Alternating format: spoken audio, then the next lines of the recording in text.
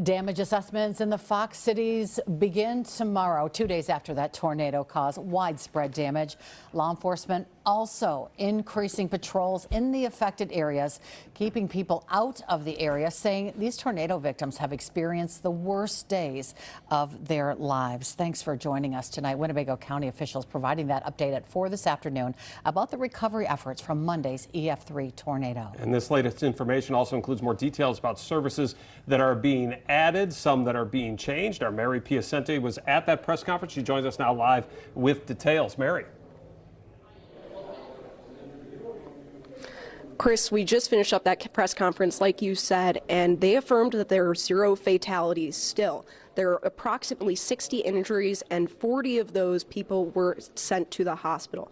Police also say that they made 2 arrests last night. That's for people violating the curfew they set from 10 a.m. to 5 p.m., and that's 0 tolerance. They will be making arrests, they say. And they also said some people did try to come into town from out of town, but a lot of people did just leave when asked. Also, another big takeaway from this conference, due to severe damage to the Fox Crossing Community Center, that polling place has been deemed unsafe. So there's going to be an emergency transfer of that polling location, and they're trying to merge it with the Pentecostal Church on Midway Road. There's no real timeline for that yet, but there will be a special board meeting tomorrow about that action. But again, police are just hammering home that people should not be in the area at night, as the debris can cause some damages, and they don't want people to be re-victimized. We ask people to respect the victims of our city who have just gone through probably the worst day and days of their lives. We do not need people coming here or people in the city causing problems and re-victimizing them.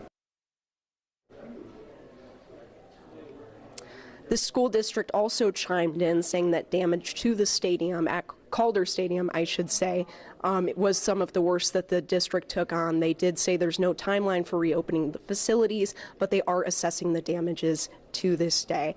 Reporting live in Menasha, Mary Piacente, Action 2 News.